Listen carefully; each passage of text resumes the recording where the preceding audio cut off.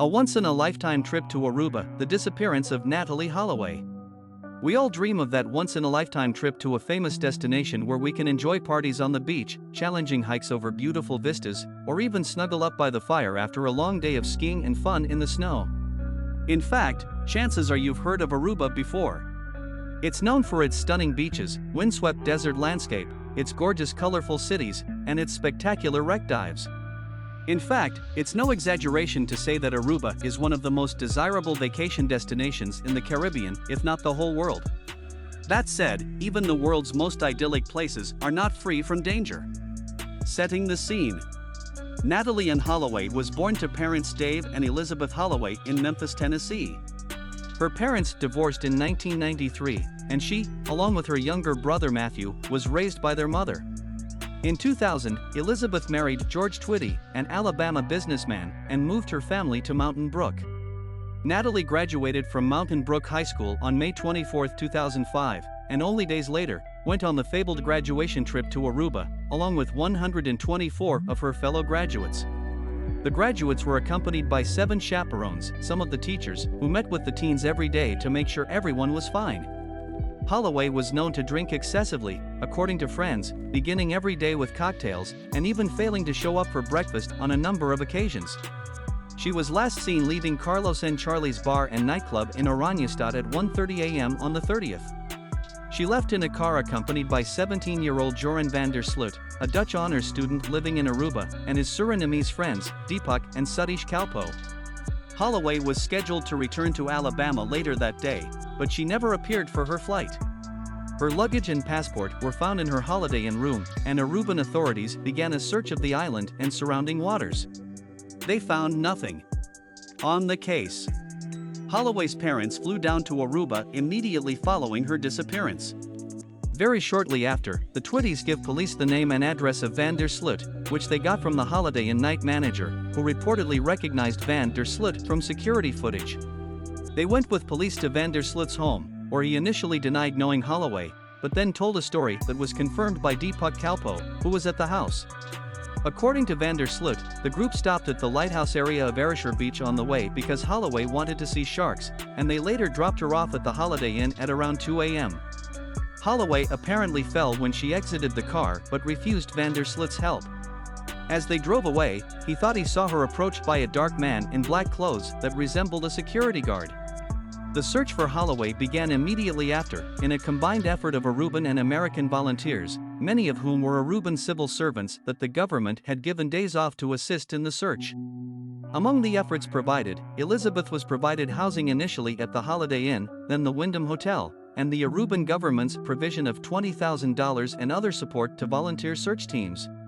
Holloway was apparently not caught on the hotel's security cameras, and conflicting reports, some from Beth Twitty, have indicated that cameras were not working that night.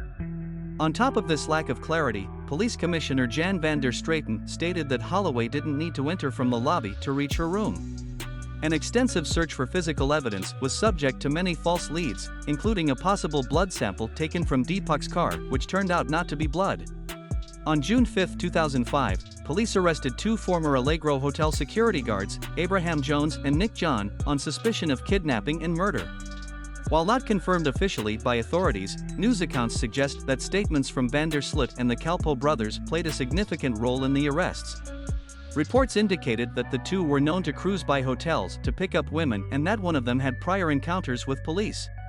The 2 were released on the 13th, all charges were dropped.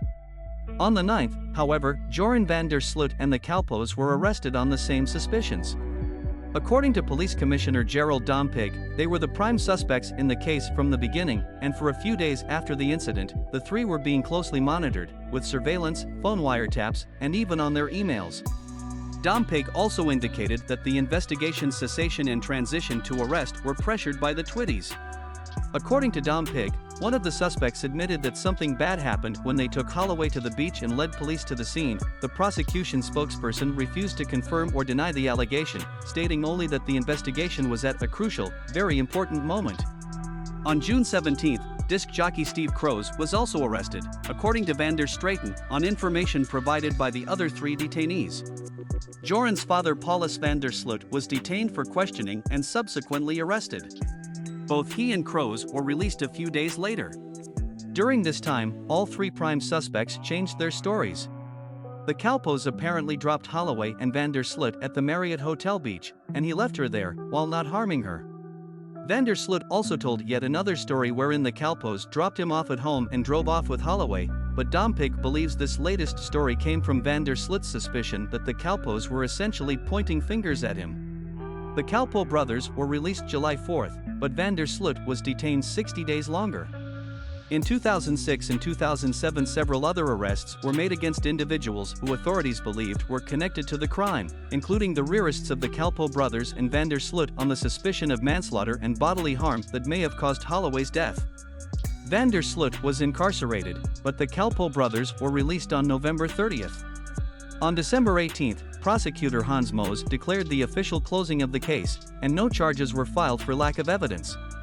In 2010, van der Sloot contacted Beth Twitty's lawyer and offered to reveal the location of Holloway's body and the circumstances surrounding her death, for an advance of $25,000 and a total of $250,000. It was found that the claims he made in exchange for the money were falsified, and he was charged with extortion and wire fraud by the U.S. District Court of Northern Alabama. Later in 2010, Flores Ramirez, a business student, went missing in Lima, Peru and was found 3 days later in a hotel room registered in van der Sloot's name.